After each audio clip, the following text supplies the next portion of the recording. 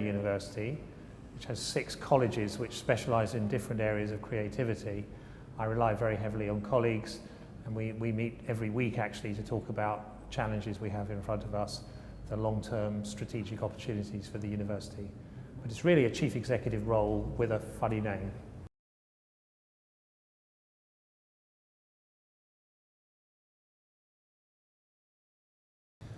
Well, although we teach a very broad range of creative subjects, actually within that there is a whole gamut of different, very specialist skills.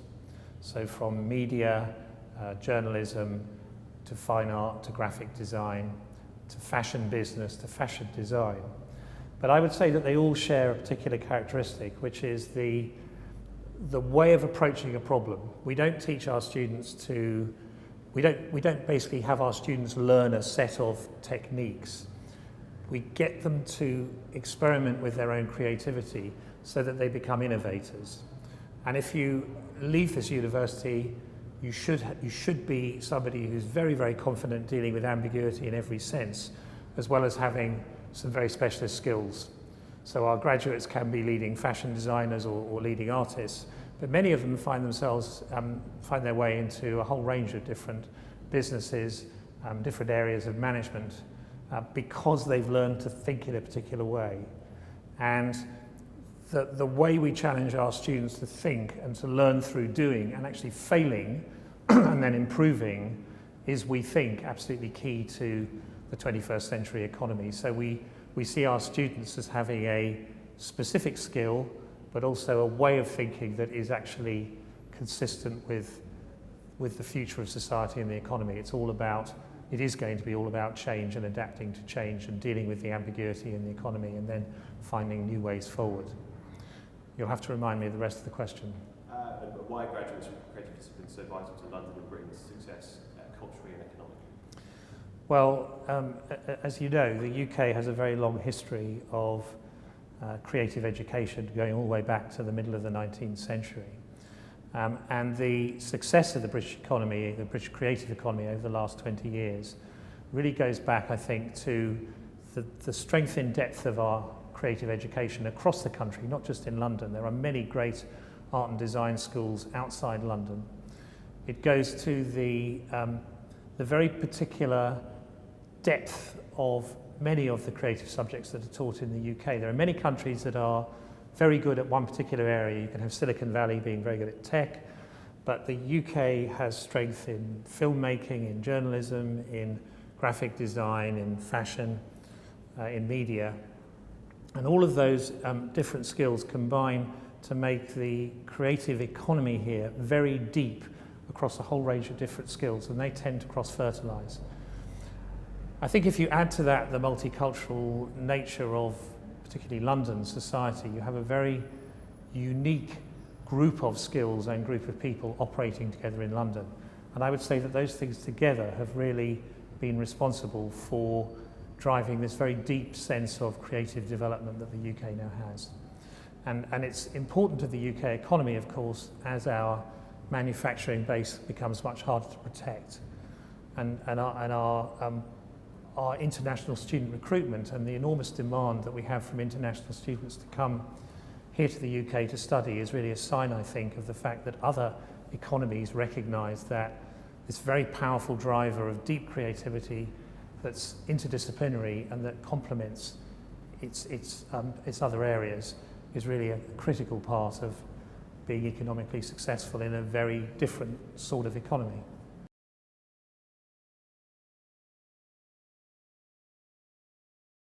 Well, I think it's actually more than anything, it's the fact that prospective students can see that a creative education is not, as used to be thought, I think, a way to just satisfy your own inner creativity. It certainly does that, but the evidence, the enormous growth of the creative economy in the UK is very much that it's also a way to have a very satisfying career in which you can both have material well-being, but also the spiritual well-being that comes from having satisfied your creative urges.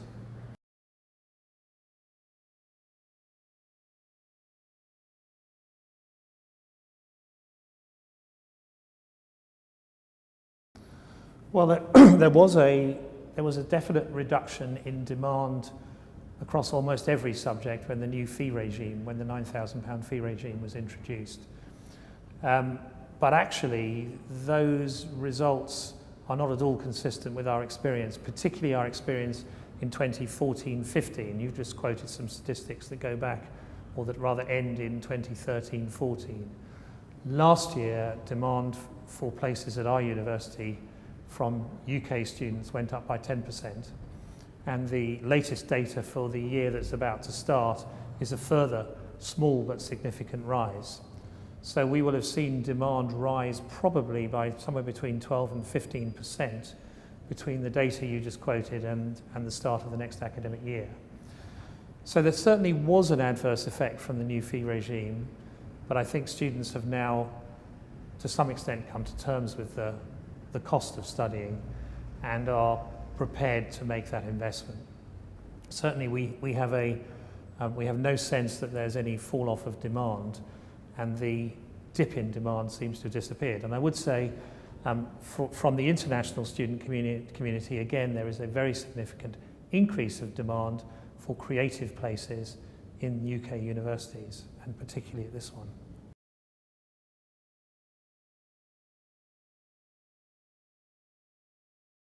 Well, I think our model is always being challenged. It's a very fast-moving field. Actually, we think it's rather fabulous that you don't need to have had an art and design education, a creative education, in order to move into creativity, because we would like to move away from the concept that there's a science and technology sector and there's a creative sector. And our strongest argument against current government policy is that actually they need to be viewed as all different dimensions of a very complicated, fast-moving economy. So the fact that non-artists and designers might be setting up their own small businesses is just a reflection of the fact that the entire economic model, the model, if you like, of the modern economy is changing very quickly. As far as challenging our teaching or what we do, it changes rapidly with the change of the whole social and creative environment in which we live. So we will continue to change to reflect that change in environment. But our proposition to government is, let's not look at creativity as one box and everyone else is in another box. Let's recognise that by bringing together different disciplines, not just creative disciplines together, but creative disciplines with other disciplines, you're going to have a much richer, more divergent and ultimately more successful economy.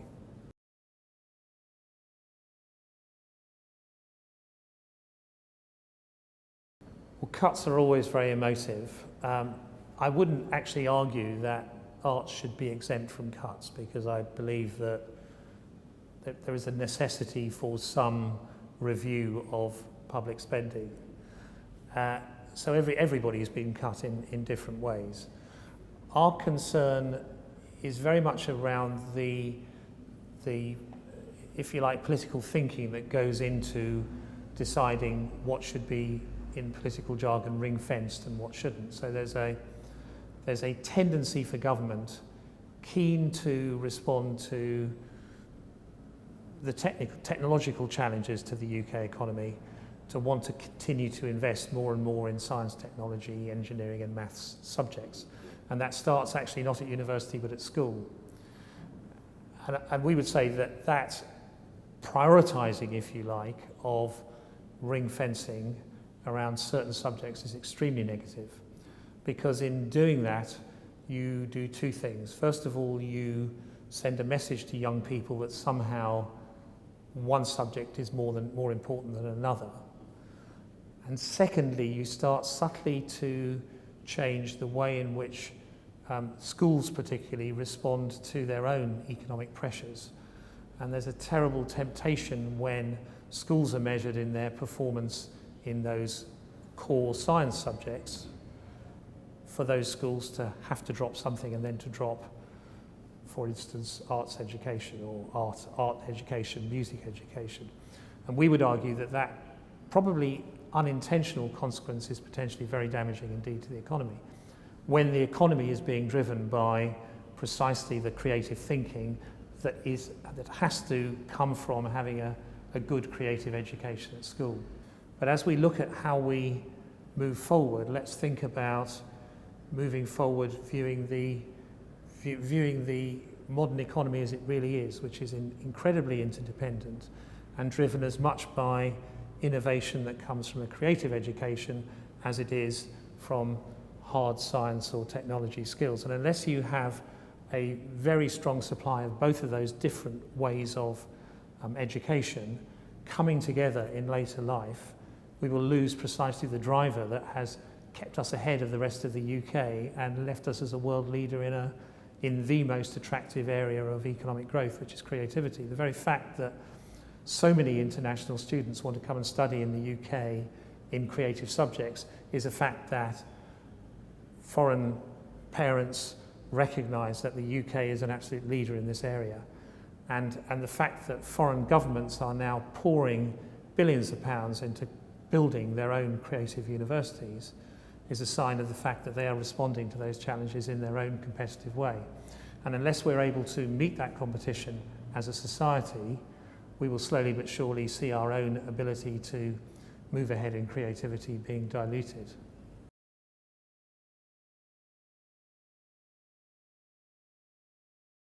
Well, I think we have to be forever alert to the fact that at a time of tremendous economic competitiveness globally, we have to hold our corner and explain as clearly as we possibly can why an investment in creativity, starting at school and all the way through the university sector, into the economy as a whole, into subsidies for precisely those industries which are going to drive us, is critical.